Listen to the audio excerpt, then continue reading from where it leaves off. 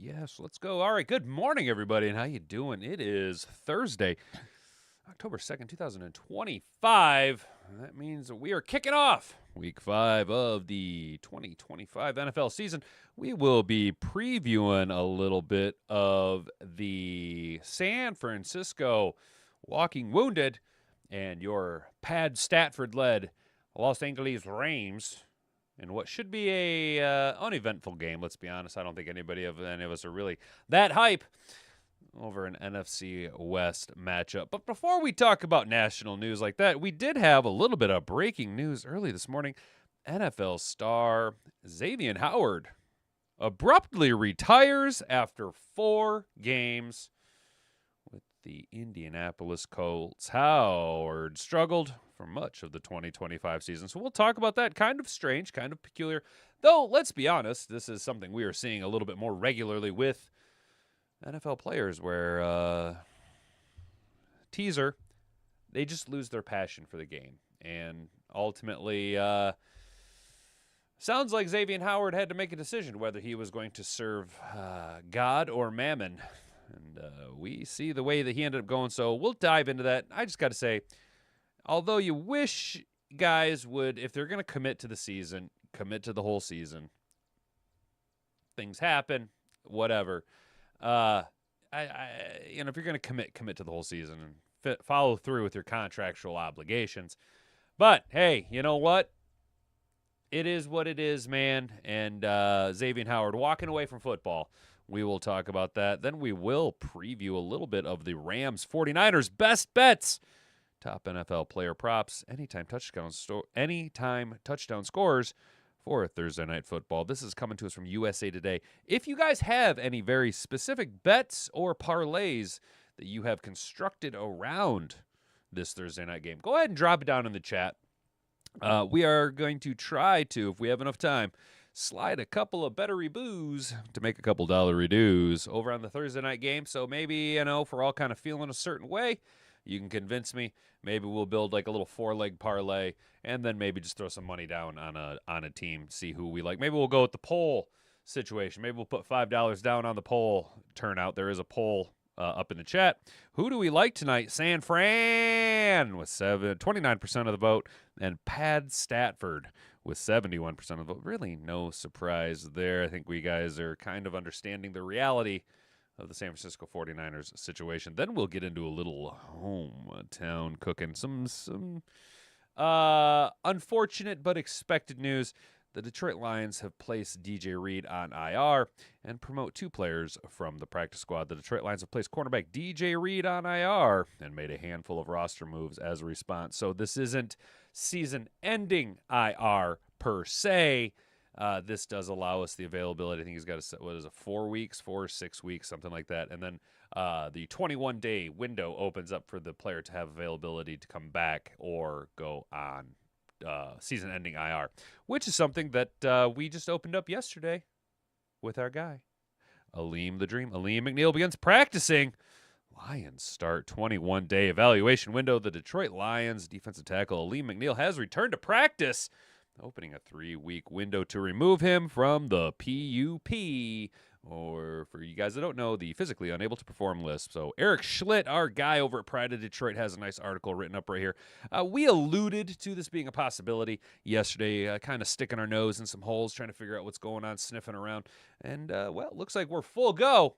That window's open, and Alim the Dream could return within this 21-day window. If he doesn't, that is a not good thing for Alim McNeill or his knee rehab. But, if we know anything about the Detroit Lions, Brad Holmes and Dan Campbell, they're not going to put their investments, especially their multi-million-dollar high-end investments, out in a situation where they could damage either their mind or their body. So if Alim feels good to go, Brad Holmes feels good to go, then I feel good to go. Let's rock and roll. So we'll talk about Alim McNeill.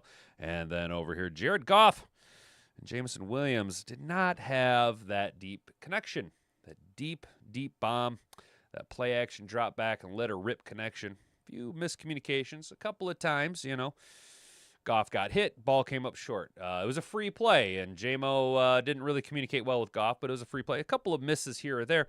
But Lions, Jameson Williams, and Jared Goff going, quote, back to the drawing board, exploring what went wrong between Jared Goff and Jameson Williams against the Cleveland Brown Eyes. I'll tell you what went wrong. JMO decided to fuck me out of, he needed 3 yards, and he you know what he did? He opened up DraftKings, and he's seen what his numbers were, and he's seen that Hat and Beard had heavily went in on JMO. And I'm pretty certain that there is somebody who calls these players and is like, hey, Hat and Beard needs you to do this. We're going to need you to go ahead and fuck him right in the ass. That's what I think is happening. Oops. Well, there went my viewership for the entire video. Going to continue to put myself in this little room by swearing. So, and then finally, we will, a little interesting statistic here. A little interesting little thing. Jared Goff set to become more Detroit Lion than Los Angeles Ram. On Sunday, Jared Goff, JG16, Jared Goff will cross an interesting threshold, shifting his career identity from Ram to Lion. And it's when you think about it, I at least went, wow, really? So we'll talk about that. Then we will hopefully poke around at DraftKings, see what's going on over here. Maybe slip in a little bettery booze, make a couple dollary dues, put some mammon in my billfold. If there's any old-timey words that I could use, drop it down in the comments section below so I can continue to use this old-timey vernacular. And then, barring time, I don't know, I've never seen this guy before. This video was recommended to me on my YouTube homepage, okay? This came out 18 hours ago. So shout out The Football Scout.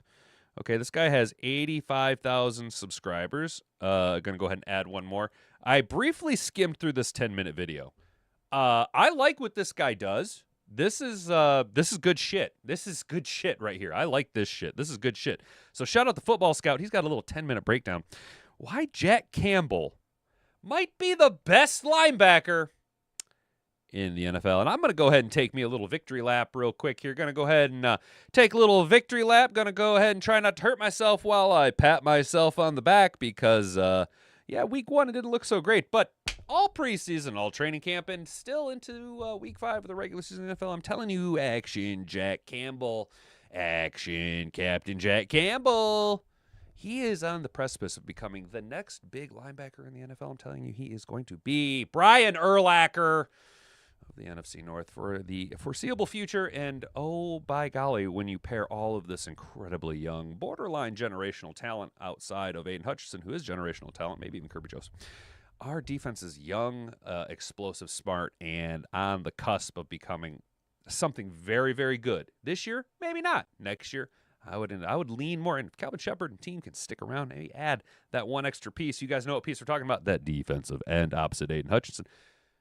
We could really be looking at what could potentially be a historic defense led by guys like Aiden Hutchinson and action Jack Campbell. I'm a big fan of Jack Campbell, guys, and the Football Scout really broke everything down nicely for us. So hopefully we got time. Maybe we'll run a little long. I know you guys, I'm not really completely locked into a hard deadline. So there's a poll up in the chat. You guys, we already pointed that out to you. I just want to say shout out and good morning to the Mad Hatter Nation. Jack2125, Brent DeWitt, Hat's mom, how you doing? Derek Hart, good morning, brother. How's the West Coast treating you this early morning, my dude? Brent DeWitt, Sam Armstrong, Brandy Coffee, how you doing, sister? Good to see you here. I'm hoping maybe you haven't seen this Football Scout video already. Maybe I beat you to the punch on a video over here. Haha, that'd be a first. That'd be a first. So, guys, if you haven't already, can you do all the things? Like, comment, subscribe down below. Share this video around with all your friends. It's the #1 way to get this content out to other people. And we can finally break out of this little room that YouTube loves to just shackle me into. Our growth has been a little stifled, but that's neither here nor there. It is a heavily saturated market right now. And, some of you, I appreciate that. Might be your top channel. That's awesome. And I really appreciate it. But, there's no... I'm not delusional here. I do realize that, I do see an uptick in traffic when the name brands aren't really putting out content. But you know what? I don't mind being your secondary review or B movie if it were. So now that's all out of the way, guys. We're going to go ahead and dive feet first into the shallow end of this pool. Let's get into the show. If you can say the word good, guess what? It means you're still alive. It means you're still breathing. And if you're still breathing, well, then hell, you still got some fight left in you. So get up, dust off, reload, recalibrate, re-engage, and go out on the attack.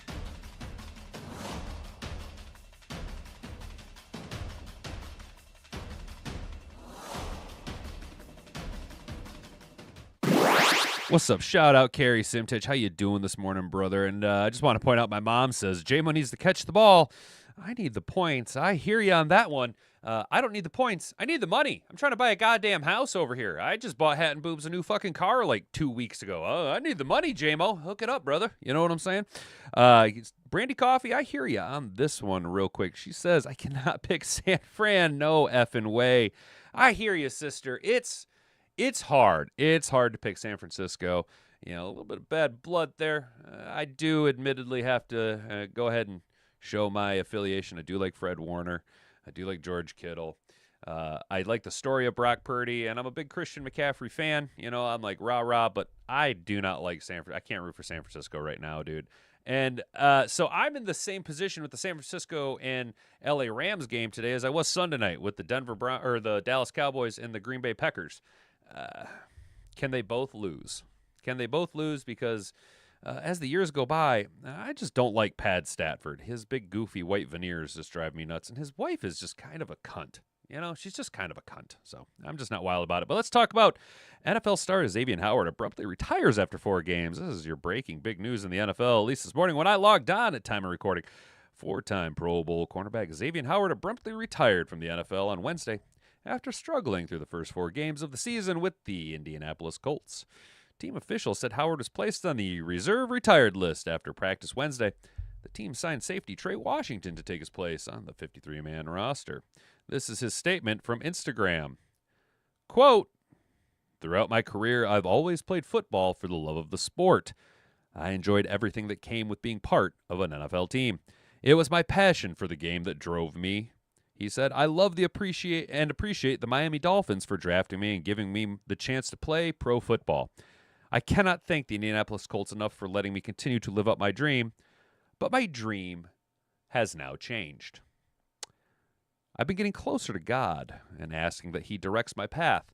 I am a man of faith, and I believe wholeheartedly that He doesn't make mistakes. He has led me to end my career. I am now putting God and my priorities first.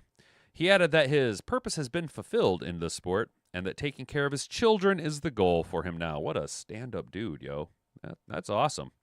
Howard, 32, joined the Colts after missing the entire 2024 season.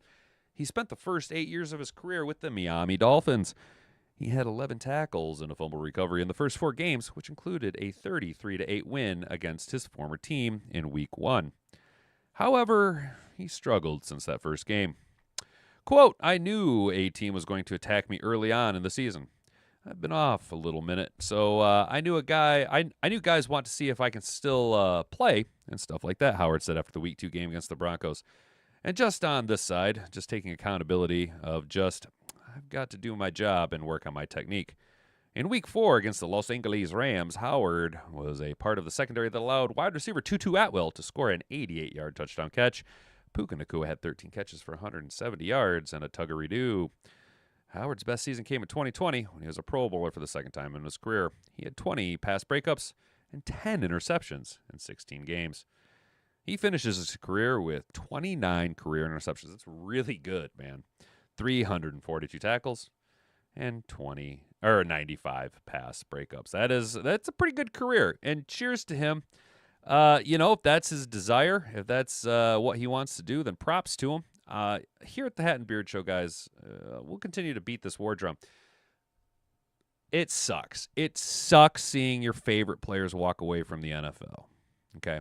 And here in Detroit, we know this all too well with the 2 Hall of Fame pillars of our franchise retiring in what a lot of people would deem to still be their prime, or at least with a substantial amount left in the tank to further inflate the numbers of their Hall of Fame career. What do we say here, fellas? We advocate for guys to be able to walk away from the game when they can still walk away from the game. So if this is the desire and the way that Xavien Howard wants to take his career, then more power to him. I do want to look up something. Priests who built towers. Let's see if I can find this up.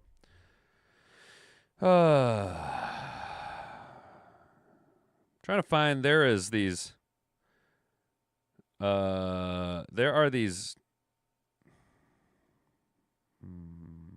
are they saying tower babe? I'm trying to remember, guys, if I can remember what it is. There is a section of priests who built towers. They got sick and tired of worshiping in churches, and so they built these towers that they just lived in by themselves. And I'm like, that's what Xavien Howard's going to do. He's going to go build himself a tower. I can't find it, though, right now. Drat. Oh, well, it is what it is. Howard retired because he got cooked bad on a skillet. Weak move, honestly. Don't black out on your team. Don't back out on your team and company mid-season after they invested in you. Mr. Detroit City, cheers to that, dude. That's what I was saying about how, if you're going to commit to the season, commit to the season. And I do agree with you. This is kind of a limp dick move. Like, you're getting cooked, and ego couldn't really handle it. Is that what we're seeing here, Xavien Howard? Shots aside, though, at least the guy can walk away from the game. Book retired Howard's confidence and summarized his reasoning. Don't let whatever he says change your mind. Okay, fair enough, dude. Fair enough. That you're not wrong, Mr. Detroit City. You're not wrong, dude. You have a good point there. That's you're not wrong, dude. His ego is kind of getting in his way, and if he's getting blown out like this, his ego can't take the abuse, especially after coming off of a season of where he missed due to injury. Yeah, you're not wrong. Still would advocate for guys to be able to, so situationally, hypothetically, thought exercise here. He goes out there, his heart's not really in it, he starts to play a little bit sloppy, ends up having some type of catastrophic injury that inhibits his life moving forward. In this situation, maybe he needs to, instead of retiring, bring it up with the front office and be like, look, this is the reality of the situation. I'm not really vibing on football anymore. I don't think it's right for me to break my contract and just abruptly retire. Maybe I need to have my role reduced. Maybe I need to find some other avenue to pursue where I could help cultivate and develop younger talent. I was a 2-time Pro Bowler. You know what I'm saying? Quitters never win. That's true. And you make 100 or you miss 100% of the shots you don't take. Wayne Gretzky, Michael Scott. You know what I'm saying?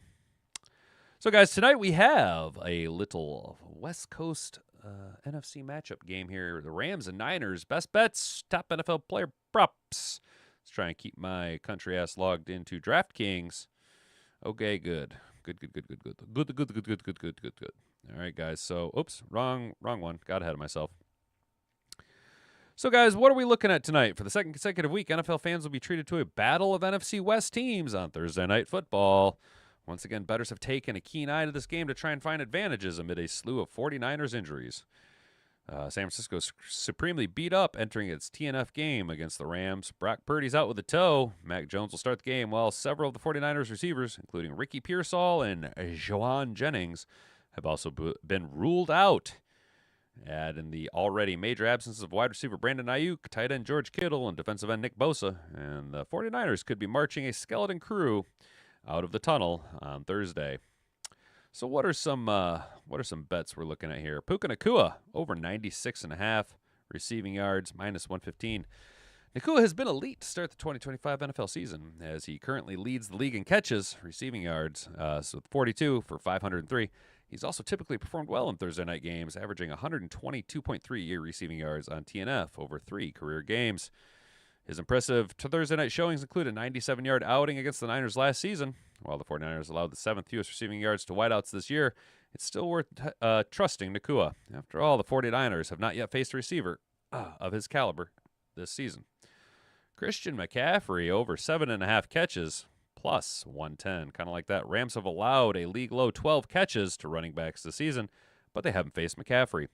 The Niners have heavily leaned on the running back in the passing game with Kittle and Ayuk sidelined. They could do the same with Pearsall and Jennings, also unavailable.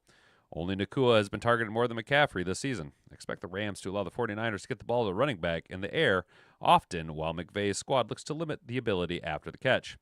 The Rams are allowing just 3.8 yards per reception to running backs, making McCaffrey's reception total a better bet than his receiving total. Good to know. Pad Statford under 238.5 yards. Betting an under passing total and an over receiving total can be risky, but it's probably the right move for this matchup. Why? The 49ers have allowed just 172 passing yards per game to opposing quarterbacks this season. Good for fifth fewest in the NFL. The Rams may have an easier time running the 49ers as a result. And if they build a lead on their bruised and battered counterparts, the Los Angeles Rams may not have to pass the ball often to get the win. Either way, expect McVay to bring a run-heavy game plan Thursday as he looks to unburden the 37-year-old Pad Statford during a short week. And Jake tonguing my ass, anytime touchdown score, plus 350. Ayuk and Kittle aren't playing on Thursday night. Pearsall and Jennings aren't going to be in action either. So who will the Niners throw to in the red zone? McCaffrey, who has a team-high 8 red zone targets, is one answer to that question. But tonguing my ass could emerge as another. The veteran has performed well in place of Kittle and has logged 2 touchdowns on 16 targets over 4 games. He has just 1 total red zone target, but that shouldn't change if Pearsall and Jennings are limited at all in the absence from Thursday night's game. Oi. Excuse me. All right. So what do you guys think about that? How do you feel about these bets right here? I'm not mad at them, actually. I kind of like where their head's at. How do we feel in chat? Love Cam Jordan, even though he's older. With that said, hammer Puka over. Let's watch him retire another ego-driven DB this week. Hell yeah. Okay. Oh, yeah. You know what? Let's ride this Puka train. Over and how many DBs Puka retires this week? Minus 120. I think it's 1.5. I think his over and under is 1.5, actually. I agree with Brent, dude. Brent DeWitt. Shout out Brent DeWitt says Rams are going to put up some points tonight. What is the game's total? What do we have for a total on this game here? Let's go NFL. 44. Yeesh. That's not that much. All right, so are we expecting a Rams-heavy offense just to kind of shoulder the majority of the load? Seems Pook always gets injured. Want to see if he can make it through the season. Blake Corum touchdown. Okay, Mr. Detroit City. Keep that in mind, dude. Keep that in mind. Keep that in mind, because I like where you're at with the Blake Corum touchdown, especially because I think he's like probably pretty good ads. Hey, do you guys want to just build a parlay real quick and then get into the Lions news? Blake Corum plus 320. Oh yeah, I like that a lot actually. Well, we'll get back to that. Let's take a little look here, guys. Lions. We're going to talk a little Lions news. If you haven't already, would you guys do me a solid? Click the like button. Share this video around with everyone you know. Subscribe to the channel if you're new here. And turn that notification bell on so that you can be notified whenever we go live. We're live Monday through Friday, 10 a.m. to 11 a.m. right here at youtube.com/TheHattonBeard Puka and his Kentucky waterfall haircut. You like the Puka? You guys like going heavy on Puka tonight, huh? I like it too. Let's talk some Lions ball, though, guys. Detroit Lions placed DJ Reed on IR. Promote 2 from practice squad. So what do we got going on here? Detroit Lions. Let's come to some pride of Detroit. Detroit Lions made another flurry of roster moves on Wednesday as a reaction to some injury developments and new player added to the team. Here's the list of all the moves. So first and foremost, we placed DJ Reed on IR. Okay, we know this. We're going to just sit on that, not worry about him for a little bit, and hope that he gets better. We did sign Ty Summers from the practice squad to the 53-man roster, and we brought up Lawrence Strickland from the practice squad to the 53-man roster. Now, correct me if I'm wrong, chat, but doesn't Lawrence Strickland almost exclusively play safety? And if that's the case, then are we anticipating an increased workload of Avonte Maddox in a cornerback role? Or are we looking at maybe a Brian Branch in a cornerback nickel role with the flexibility of Avonte Maddox and then depth piece of Lawrence Strickland? What is the play here with Lawrence Strickland, you guys? We signed Nick Whiteside to the practice squad. That was a name that we talked about on Tuesday, I believe Monday or Tuesday, on guys that we could bring in to add some depth to the team. And then obviously the thumbnail boy from yesterday, we signed Trey Flowers to the practice squad. Most importantly, starting quarterback DJ Reed has been placed on injured reserve after suffering a hamstring injury on Sunday against the Cleveland Brown Eyes. he will be forced to miss at least the next 4 games, meaning his earliest return could be Week 10 against the Washington Commies. Earlier in the week, Dan Campbell noted that Reed's injury is not season-ending, and they are debating whether to put him on IR. It'll be close. I think it could be that range. Taking Reed's place on the 53-man roster, along with the vacant spot left by placing Daniel Thomas on IR last week, is Lauren Strickland and Ty Summers. Strickland has been with the Lions since going undrafted in 2024. He ended up playing 7 games for the Lions in his rookie year, exclusively getting action on special teams. He's likely to fill a similar role for the Lions right now, seeing as they lost Thomas, could be using players like Rocky Sin and Devontae Maddox in defensive roles this week as the Lions adjust to losing Reed. This is a pretty quick rise for Summers, who has only added to the practice squad on Tuesday. The linebacker played nearly 300 special teams snaps for the Giants last year after spending a few weeks with the Lions in camp. With veteran Zach Cunningham missing the last few practices with a hamstring injury, Summers provides some immediate depth that is experienced on special teams and familiar with the Lions' defense. Whiteside rejoins the team after failing to make the 53-man roster this summer. He was signed after training camp started when Detroit was dealing with some early injuries at cornerback. He had a strong start in August. He'll help give Detroit some more depth in the wake of Reed's injury. So will Trey Flowers, whose addition was reported on Tuesday night. The Lions will now have 53 player accounted for the active roster, and their 16-man practice squad is at capacity as well. So a lot of depth, and I think good depth. I don't know very much about Ty Summers, to be honest with you. Nice depth piece. What we're seeing here with Cunningham, this is what we're gonna need to expect on what happens when Rodrigo returns. Who's going to be the short? Who's going to be the odd man out? Is it going to be Zach Cunningham? Is it going to be Trevor Nowitzki? Is it going to be now looking like Ty Summers? Because obviously Grant Stewart is playing a lot of impactful special teams and defensive reps as well. And then your big 3, Anal Zone, Action Jack Campbell, and Derek Big Game Barnes. You know what I'm saying? So a little bit of things to consider once Rodrigo gets healthy, but those moves are, we'll cross that bridge when we get there. How you doing down in the chat? How do we feel about this, guys? Kay Adams was talking about Puka having a chance to break Calvin Johnson's record. Not sure when he's hurt a lot. Plays hard. He does play hard, but unless he stays healthy, yeah, I don't see that happening. If unless he can stay healthy and has monster years. The single season receiving record that Calvin Johnson set was just it's a very high no. It is a very high number. Calvin Johnson was putting up Madden numbers that year, guys. Madden numbers. He was a video game character that year. You know what I'm saying? Strickland's purely a DEI hire. Let's be real. Cheers to that. Come on, Brad. I preach. I'm not. Yeah, dude. Why couldn't Ian Kennelly be brought up? You know what I'm saying? Going to see more zone this week from the Lions, I think. Amika's only man corner that plays to expectation left on the field. Jack, you're correct. Let's just say that even though we might have to transition to a bit more of a zone defense this week, let's just say it's a good thing we're playing Cincinnati. You know what I'm saying? It's the right team to be playing when you're a little banged up. You know what I'm saying? It's the right team to be kind of limping into and against, because it's the team that you don't necessarily have to be gung-ho about. You know what I'm saying? We don't necessarily have to have our full arsenal ready to go. That will be Monday night against Tampa. That will be a little bit possibly against the Chefs. You know what I'm saying? But it's a get-right game, and it's the right game to have, guys. I honestly, even if he could go, if he's like 90%, I think this week we shut Terrian down. I think we shut TA down this week. Let him just kind of get right, not put a lot of pressure on him, and allow other guys a little bit more ability to go out and see what they got. We know what we got with Amik. It's good to keep Rocky Sin nice and polished up because that's a nice depth piece. Definitely. Yeah. Yep. All right, Jack. Hell, I'm glad we're on the same page with that, guys. How are we looking? Poll. Everybody's walking away with Pad Stafford. So it looks like we're gonna have to put some money on old Padaroo Staffordaroo. If that made any sense.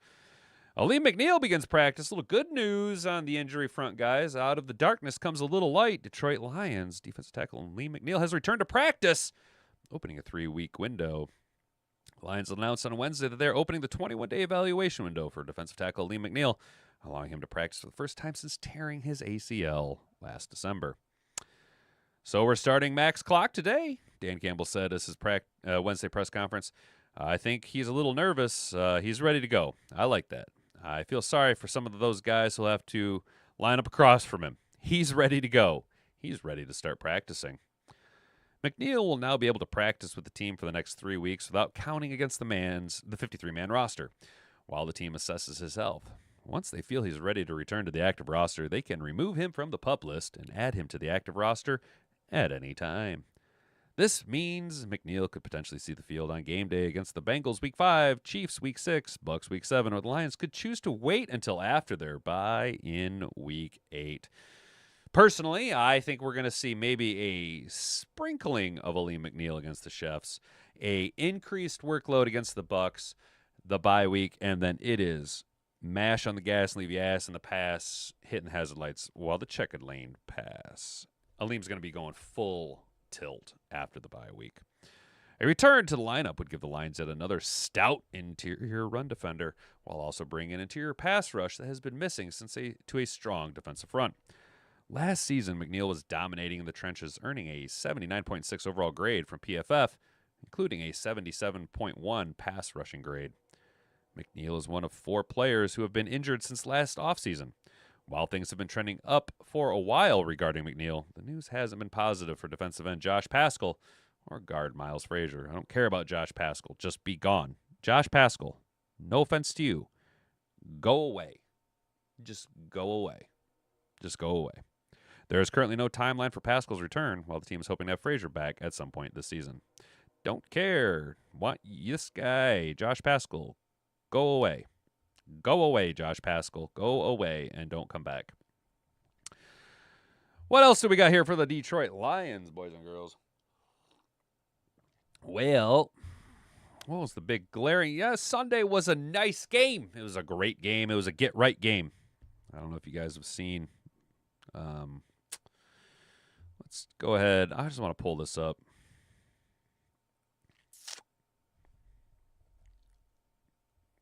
Lions, Browns, belt to ass. See if I can find this. Where is this guy? Where is this guy? Where is this guy? Oh, I wish I could remember this guy's name. There is this guy. God damn it. I'm never going to find it now. I'm never going to find it. Oh, do you guys know what I'm talking about? There's this dude who does reaction or basically recaps of the games, and whenever he does the Lions, he takes his belt off and he calls it putting belt to ass, and he whoosh, smacks his fucking hand. God damn it! I wish I could remember that dude's name. It is funny shit. This and like this week, he's just like, I don't want to take it hard on you because you're the Cleveland Browns, and it cuts to the Cleveland Browns, and he goes, "We're the Cleveland Browns." It's really goddamn funny. Oh, damn it. Shorts.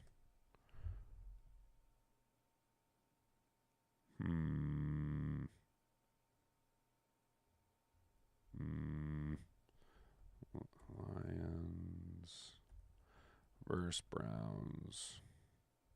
Reaction short.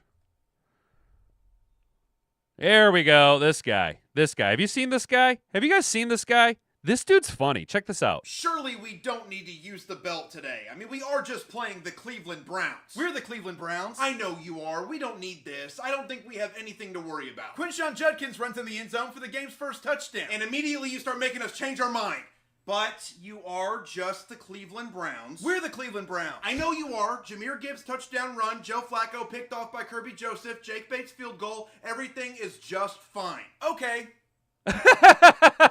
It's your turn. Okay. You. It's your turn. It's your turn? No, it's your turn. The Cleveland Browns' turn. We're the Cleveland Browns. I know you are really starting to piss me off. DJ Reed interception, Jared Goff to Amon-Ra St. Brown touchdown, and we kick a field goal before half. Whoa, man. Take it easy. We're the Cleveland Browns. I know you are. I'm so sorry. That was way too far. We overreacted. We did not need to do that. Goff is picked off by Denzel Ward, and we kick a field goal. Damn it, there you go again. You keep doing that. You score after getting us to put our guard down just because you're the Cleveland Browns. We're the Cleveland Browns. I know you are, you dumb son of a... You miss a field goal. Khalif Raymond returns a punt 65 yards for a touchdown. We strip sack Flack. Goff and St. Brown score again. The game is over. We beat the Cleveland Browns. We're the Cleveland Browns. I know you are, and now I just feel bad. Actually, on second thought, no, I don't. Surely we don't need... I don't know where this dude came from. What's his name? So the Drew something or another? Surely we... the Drew Allen. This dude's funny, dude. His shit just popped up, I think, on my Instagram a few weeks ago, and it's this guy's funny. I like this guy. He's done the whole Lions thing is putting belt to ass, dude. It's good shit. It's good shit. I think it's pretty funny. So check him out. He's a fun dude. We'll throw him a subscribe real quick. Bam, there you go, brother. Keep on grinding, brother. So we did put belt to ass on Sunday, but there was one giant glaring hole, and that was. Well, anybody that wanted to grab a ticket for the Jared Goff to JMO Express, there's some maintenance on the tracks. You guys never really got going where you needed to get going, and the going wasn't getting good. Lions, Jameson Williams, Jared Goff, back to the drawing board, exploring what went wrong between JG16 and Jameson Williams against the Browns. Shout out John McCron. Brother, man. Haven't been reading you too often. Sorry, dude. No offense. Don't take it personal. It's just other people have been kind of dominating my cycle. No, we still love you, John. We still love you, John. You're still my guy, John. You're still my guy. The Detroit Lions are banking on Jared Goff and Jameson Williams working on their connection this week in practice. Against the Cleveland Brown Eyes, the offense wanted to get the speedy wideout involved, but numerous passes fell incomplete, were defended well, or were dropped by the former first-round pick. Goff found himself facing pressure during a handful of long developing routes, impacting his delivery. Dan Campbell indicated last week's practice schedule did also play a small role in the tandem not being able to connect. It's just a little bit off. There's a couple of them. It's just a couple things here and there, man. I was back a little sooner. Goff just misses on one. He kind of gets hit on one, and then he's trying to release the ball, said Goff. We're just a little off, and I go back to this. We go back to the drawing board, and I hate to make excuses, but some of these we really want to push the ball down the field.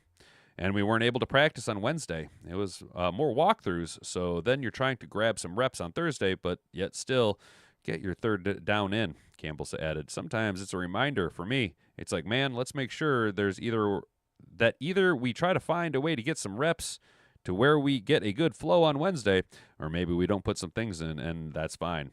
But I hate reading quotes. I feel so fucking stupid reading quotes. Wide receiver coach Scotty Montgomery noted that Williams came into the building on Monday with a renewed focus and intention of honing in on the details. I think that was probably the biggest growth we saw when he came in on Monday. You got to come in ready to be coached, especially in our room where the coaching is going to be direct. It's going to hit to the point, but it's also going to make sure that we know the standard is set and we don't walk past the standard.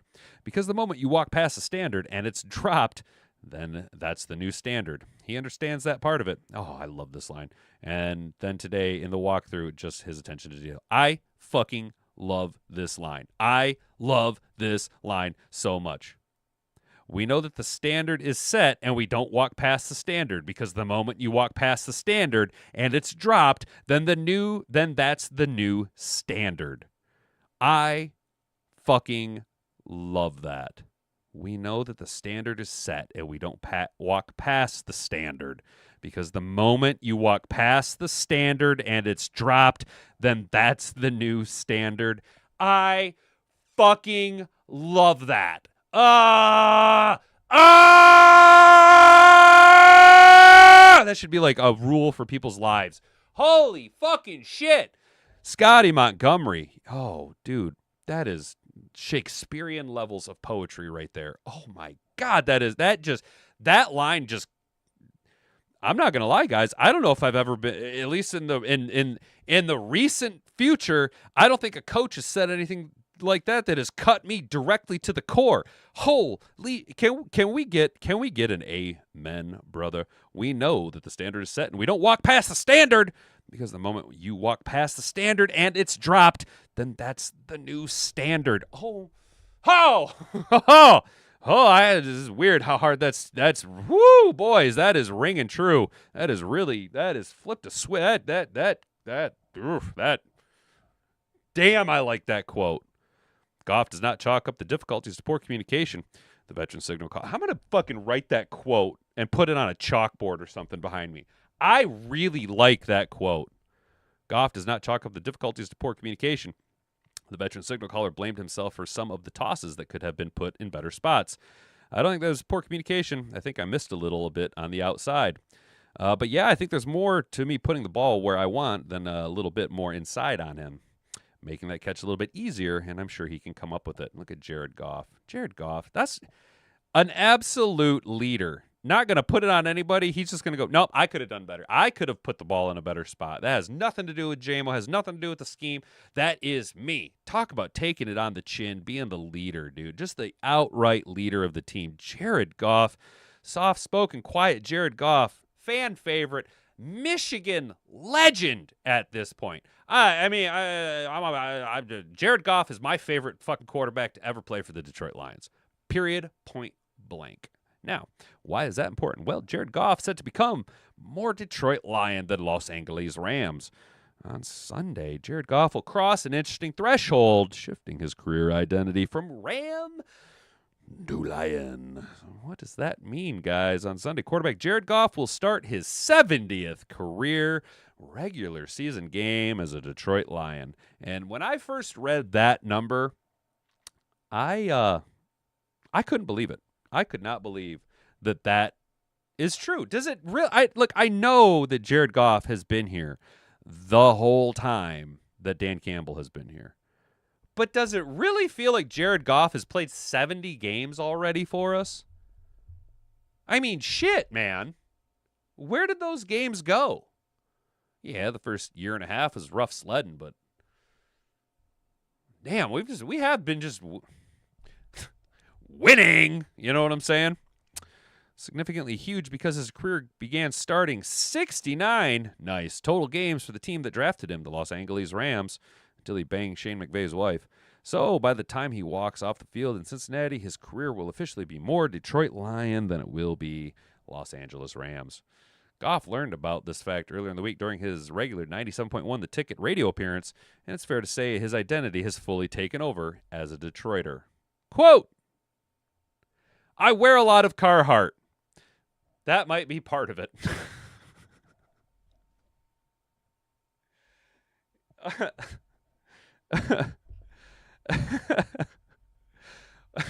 Yo, am I the only one who finds Jared Goff really funny?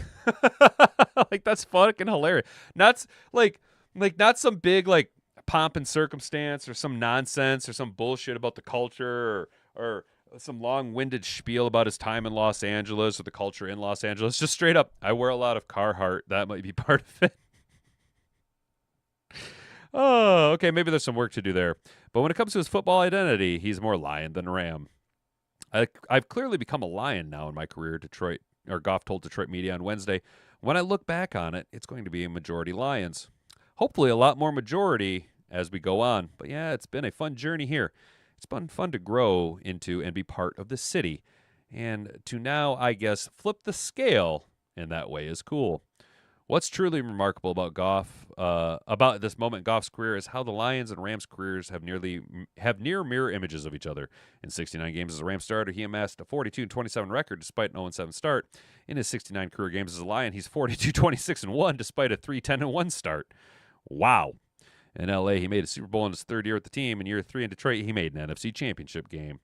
It's obvious difference is that there has been no downfall in Detroit. While his productivity and trust from his coaching staff has eroded with the Rams, the Lions have never been more confident in Goff. And you know what? I'm going to go ahead and pile onto that.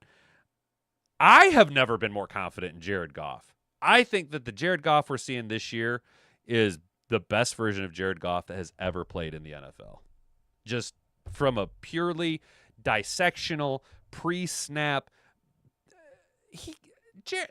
Jared Goff is doing Peyton Manning levels of manipulation on the field. Am I off base? Reel me in if I'm wrong, chat. Jared Goff's up there doing shit that Peyton Manning was doing in the early 2000s. Annoying shit. Playing chess with the defense. Shifting players.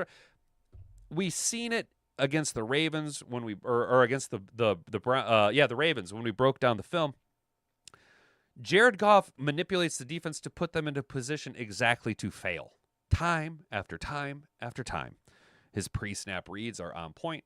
His passes are crispy. There is no ducks anymore flying out of the Jared Goff cannon. It is purely howitzer artillery, shot after shot after shot. I'm telling you, the guy is playing at a very high level, Campbell said last week in a radio appearance. You talk about running the quarterback position. Nobody's playing it better than him right now. The numbers certainly back that off. Goff currently holds the highest completion percentage at 73.8, passer rating of 113, and QBR of 81.7 of his entire 10-year career. And he hopes by the time his career is over that his Lions career dwarfs his 5 years in Los Angeles. But how far is the finish line? Goff isn't ready to say. That's a big question right now. I'm in week 5. Hopefully a long time. I don't know. Yeah, it's hard to answer. I think a long time, Jared Goff said. And Jared Goff, as it stands right now, you are more than welcome to stay in Detroit for as long as you see fit.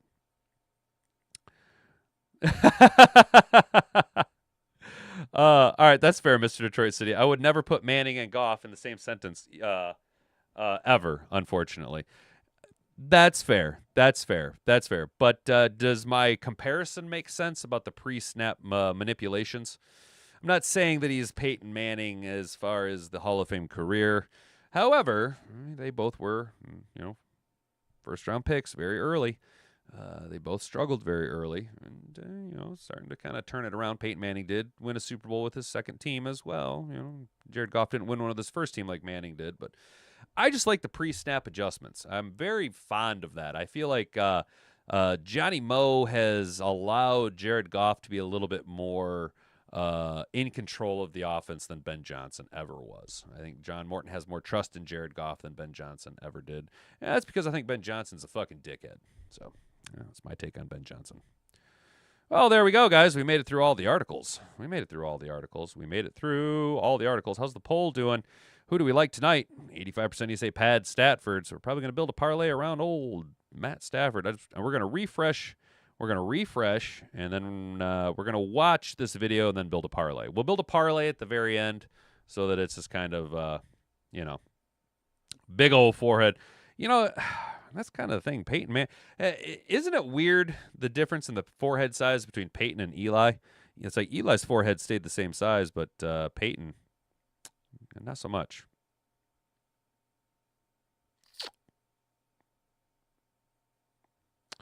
People forget that Peyton had the same OC for nearly his entire career. Same OC that made Scott Mitchell #1 QB. No shit!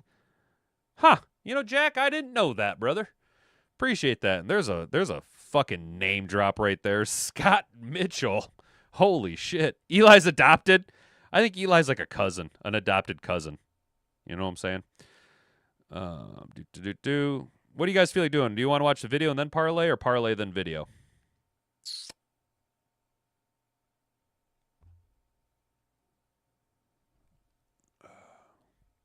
Fucking eyeballs. Glad it's cooling down, you guys. Has y'all's allergies been wild as hell this week? Now, mine's been impacted because I had to do, we had our annual filter changes on the roof, so I was crawling around in the dusty air handler units last couple nights changing out filters, so I've just been eating dust, but man, oh man. Video while parlay, he says. Okay, Mr. Detroit City. You guys want to try video while parlay? Can't really watch the video and build. Well, hang on.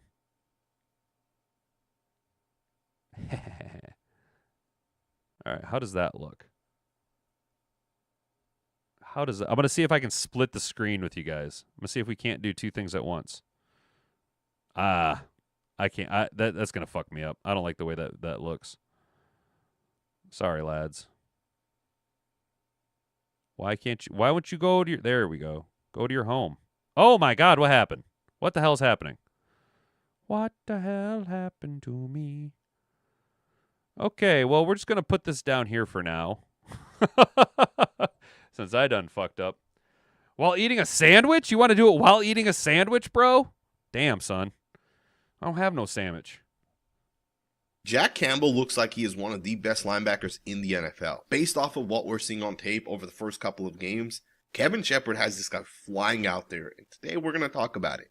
There are so many plays where this guy goes downhill and he's blowing up these run concepts. Even more than that, Campbell has looked really good in pass coverage. And I think that's been the difference for the Detroit Lions specifically. You don't think it when you look at Jack. He seems like he should be pretty stiff moving out there since he's got the build of a defensive end. But, my guy's low-key real fluid in his movements. specifically with Campbell. He's a good run defender, and he's really good out in space as well, but truth be told, this guy in pass coverage has made a massive difference. And we're going to talk about all of it today. I'm excited to really get into the tape. Now, when the Lions drafted Jack Campbell in the first round, some people thought it was a bad pick. They also thought in that same draft that Brian Branch, Jamari Gibbs were also bad picks, so I'm not surprised that all three of those guys have not only worked out, but become all-pro caliber players. And I think this year, Jack Campbell has kind of shown that he's an all-pro caliber player as well. There's been multiple plays where the Detroit Lions come out in a light box, and Campbell's the guy that's kind of getting that win for the defense. On plays where maybe the Lions should not win or get off the field, Campbell is making a huge difference. Now, one of the things that makes Jack Campbell a very good linebacker is his sideline-to-sideline ability. The way this guy's able to chase plays where it's outside zone type of concepts, outside zone, wide zone, or even some sort of pin pull, crack toss type of play towards the outside, Campbell does a really good job chasing these plays. This one here, he's going to do a phenomenal job reading the running back, stops himself as soon as the running back tries cutting this back to the inside, and he grabs onto the running back and stops him for about a gain of 1.5 Jack Campbell's got them death grabbers. When he grabs onto you, you're done, dude. You're done. yards. On this next run here, you got a 2nd and 9. Look at the alignment here. Look at where he's lined up relative to Darnell Wright, who I think is a really, really good right tackle. And Wright has a reach block, and Campbell does a phenomenal job not allowing that reach block to happen. I don't think people recognize this play right here. Darnell Wright is a very, very good offensive tackle. When Darnell Wright reach blocks on these inside linebackers, usually he's able to cut these guys off and get in front of them, which then opens up an option for the running back to cut it on the backside. But on this one here, Campbell's going to do a phenomenal job with the hands. Look at him make contact with Darnell Wright. He doesn't give up too much ground. Gets over the block, chases this play down the line of scrimmage. Dude. He ends up getting in there. That whole play got blown up from the backside backer. That is fucking huge, dude. Tristan Wright should have had or Darnell Wright should have had a fucking huge block right there. It's not that hard to get your man. I mean, you have the angle on everything. All you got to do is get your hat across the man, and Jack Campbell fought through it, got through all the chop, and still made the fucking play. They're making the play with Davenport there. Just a phenomenal job by Jack Campbell. On this play here, you got a 1st and 10. Watch Campbell recognize the offensive lineman that's going to pull to the left. Watch how quickly he recognizes it. Gets in front of this guy, sets the edge, gets underneath the block, and then once again, he comes in and makes the play. Just a really, really good run rep by Campbell. Now, in my opinion, I think when it comes to Campbell, he's an elite linebacker when it comes to sideline movement. But that does not mean he's not good when it comes to inside run concepts.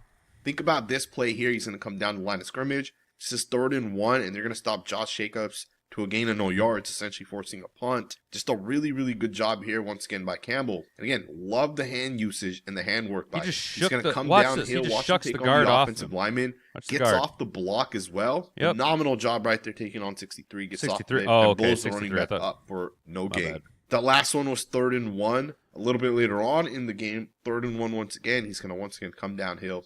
Just do a phenomenal job. Oh, just shucks the block off of him. This one, once again, you're not going to get off me, bitch. You're going to be stopped to essentially kicking a field goal. Absolutely love some of what we're seeing from Jack Campbell. Get off me. Outside runs, inside runs. Yeah. But the biggest value that Campbell brings is going to be his ability in pass coverage. The Lions on this one are going to be in a cover 3 defense, which means the inside linebacker is going to have to carry any of these over routes and watch him stay underneath this and take this away.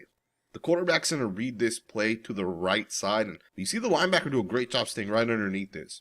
If you try throwing that pass right there to the tight end, it's going to be intercepted. But this is the pass coverage ability that this guy plays with. Campbell's one of the smartest linebackers you'll see in the NFL, and he does things like this where he just takes away plays. He understands his responsibility. But of course, the defensive coordinator, Kevin Shepard, trusts Jack Campbell.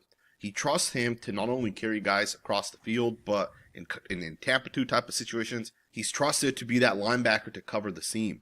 On this one here, he does a phenomenal job staying with David Njoku, just runs right downfield with him, stays right on top of him, and of course the quarterback checks it down. One of the plays that helps win the game for the Detroit Lions, you have this 2-point conversion attempt by Lamar Jackson. You have the linebacker lined up right here. Backside. He's going to come all the way from the backside. He's able to recognize this play, recognize his tight end leaks. He's going to break the pass up. Phenomenal job by Jack Campbell. Not only does he recognize Lamar Jackson rolling to the right, he takes Lamar, makes sure he's not able to run the football, but then also sees the tight end slipping, and then he's going to be able to kind of get in there. Damn, that's a baller-ass play. Now, the corner here also does a nice job on the right side.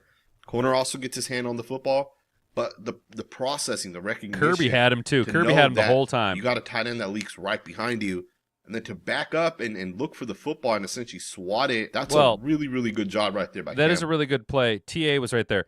Let's be honest. Jack Campbell can make this play because he's 6'6" with a 28-foot wingspan. That is one. I'm not taking away from Jack Campbell, but how often do you see 6'6" linebackers that move the way he can move? He physically takes up space. His arm length can take up passing lanes. And this right here, this is all height on Jack Campbell. This is all because he's so big. I mean, look how high TA is flying through the air. Jack's just barely. I mean, his toes are still on the ground. TA is full on off the ground, and Jack still has toes on the ground.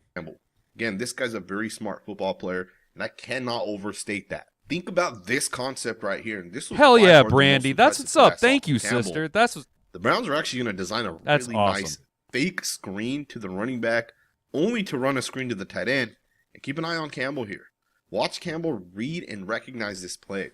If Campbell doesn't make this play, this is a 30-yard gain potentially, if not a touchdown. This right here is a really, really nice concept. Let's break this down a little bit. So you put the running back here in motion. The quarterback's going to fake it to the running back. Now, before we move forward, I want to just take the next 61 sports prediction. Additional sports books where you'll be playing against that. You'll check out the link down in the comments below. Let's get right back into the content. Really, really nice concept. Let's break this down a little bit. That wasn't what I thought this guy looked like. So you put the running back here in motion. The quarterback's going to fake it to the running back. The guys up front here are going to pretend like they're going to block this screenplay. Only for David Njoku, the tight end, to come back inside.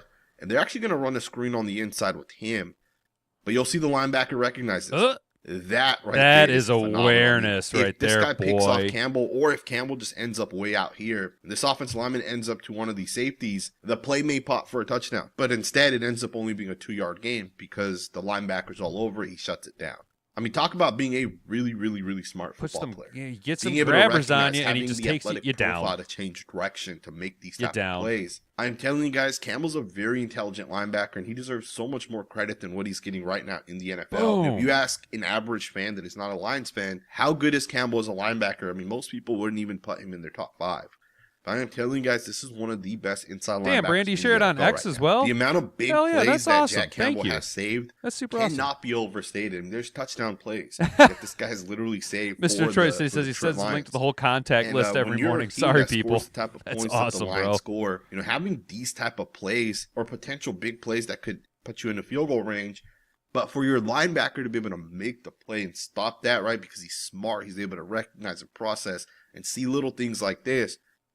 This gives you a huge advantage as a defense. Now, one of Ben Johnson's go-to runs is going to be outside zone or wide zone, which also means one of the play actions they run off of that is going to be bootleg. And of course, part of that is going to be getting all these offensive linemen basically jumping super far wide to the left of the formation. Now, watch this play here. Watch Campbell recognize that this is a play action, and then look at him disrupt the tight end here that's trying to run a crossing pattern. He disrupts the read that Caleb Williams will technically have. And not only that, but then he's going to break up the pass on DJ Moore. This is a really, really smart play once again by Campbell. Not only does he disrupt the tight end that's trying to cross, but he also sees the wide receiver down block and then leak on this play. And he ends up getting there as well. And then, of course, the hit kind of jars the football loose on this one. Jack Campbell, again, is a very, very smart linebacker. And there's so many plays that this guy's making right now on tape. And I think a lot of that is also kind of going unnoticed. I know Lion fans do understand the impact that this guy's having, but generally speaking, fans of other teams might not understand. Jack Campbell's an absolute star out there right now for the Detroit Lions. I really like some of what we're seeing from this guy, and he's definitely living up to being a first-round pick. I think he's one of the top 2 to 3 linebackers right now in the NFL. He's out there making plays. Damn, look at that tackle. Just a phenomenal linebacker. And I hope you guys enjoy this video. I think this is the first video. I love his physicality when he tackles motherfuckers. Yo, it's so awesome. Hell yeah. Well, I'm going to take me a little victory lap now they're finally starting to get some recognition nationally on action. Jack Campbell. So, boys and girls, let's go ahead and build us a parlay, shall we? Let's go ahead and take a look at the chat, the poll. 14 votes. 79% of you say Pad Statford is who we like tonight. Here, reply all to work email, sends link. That's awesome. Yeah, Jack, you said X is where it's at. I think you said you followed me on X. I don't know how to use X. I'm so stupid when it comes to X. I'm so dumb. I'm such a stupid head. All right, guys, let's build us a four-legger around the Rams. We're going to take the Rams to win. We're going to take, I like the Blake Corum touchdown. Okay. Let's go ahead and grab our receiving props. I actually liked what they did earlier with the, I actually really liked that parlay that they built earlier. Where's Nakua? Where is Puka?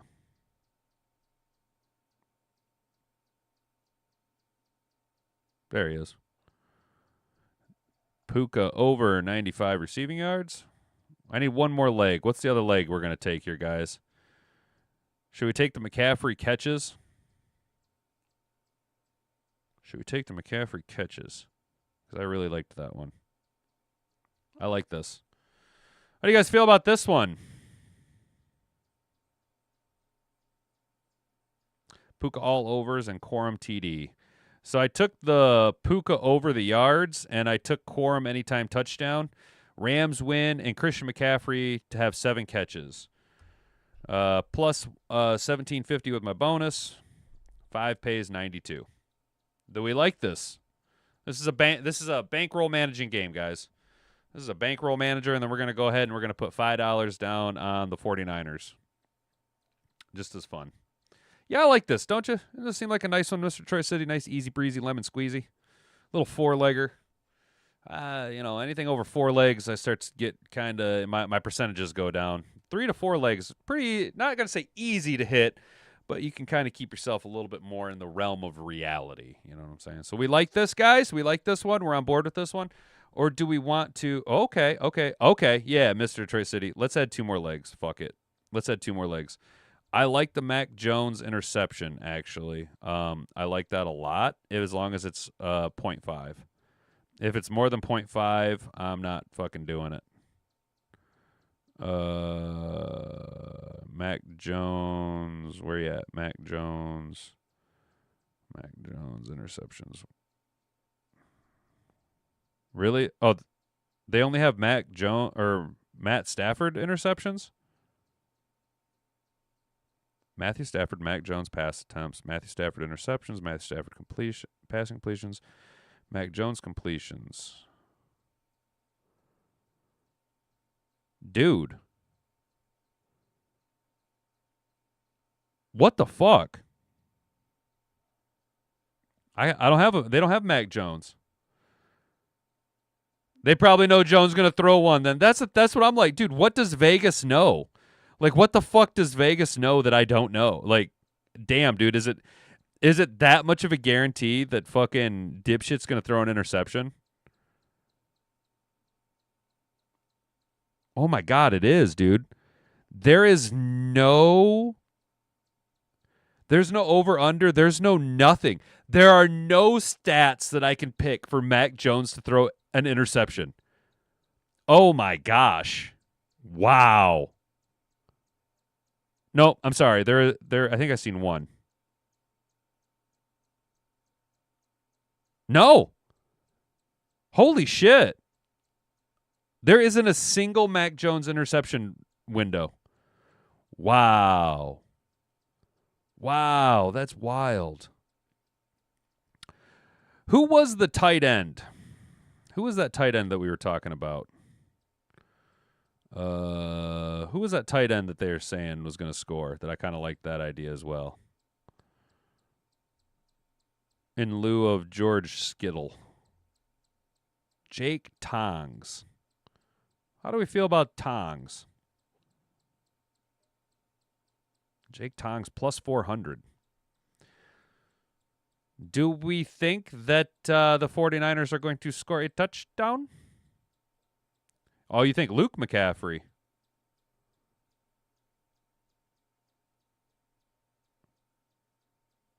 I don't remember Grassi putting that in the script. Awesome. What's Tongs catches? What do we got for Tongs and receptions? Jake Tongs receptions. I want the over-under.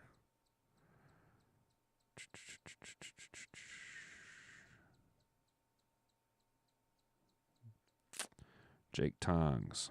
Ooh, does Jake Tongs get 3 catches, guys? Luke Farrell? Who's what is Luke Farrell? What position does he play? Are you talking touchdowns? Are you talking touchdowns, Mr. Detroit City? What was it? Luke Farrell? Who is Luke Farrell?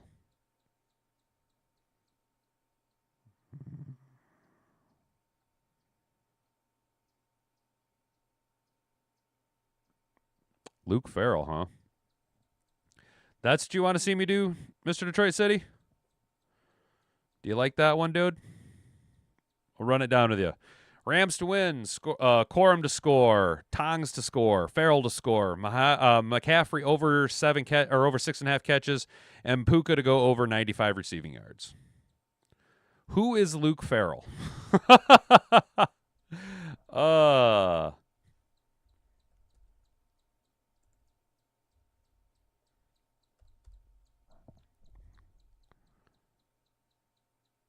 Oh, is the other tight end? Should I all right. I'm not going to do both tight ends. I won't do both tight ends. Do we want Tongs or do we want Farrell? I want Farrell because everyone's going to go Tongs. I want Farrell because everyone's going to go Tongs. That's that daily fantasy sports shit kicking in where I don't want to be me and 10,000 of my other friends all crossing the goal line together. All right, dude. We're going to go with Mr. Detroit City. I like that. Dude. Luke Farrell.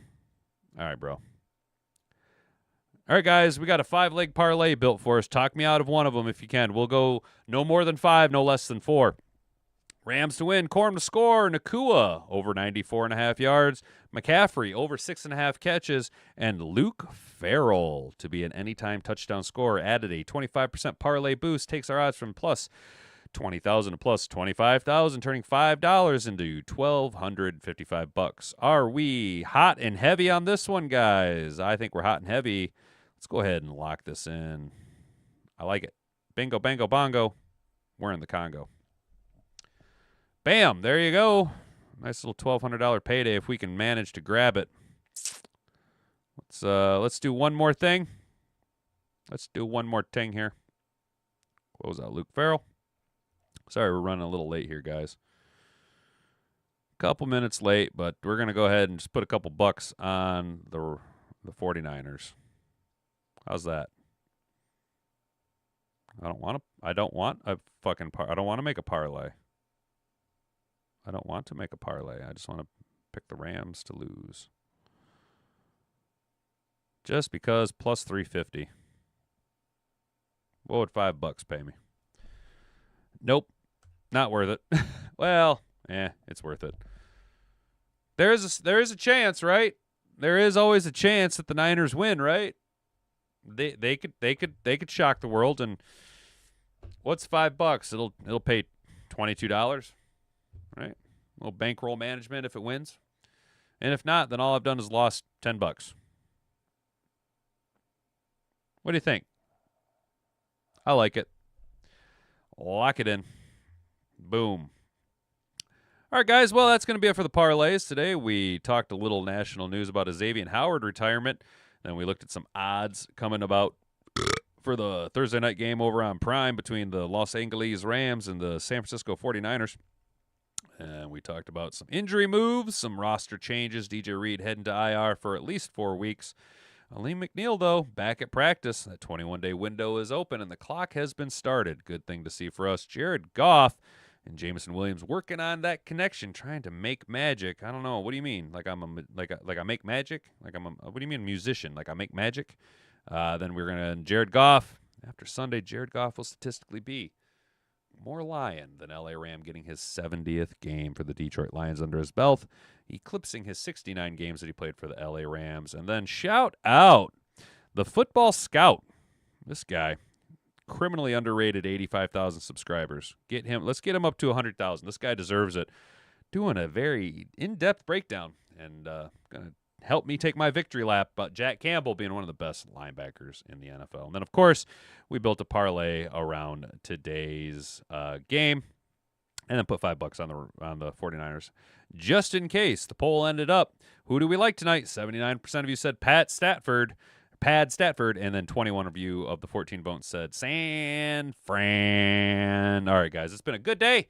It's Thursday. We're so close. What is it? Clarice calls it Friday Eve.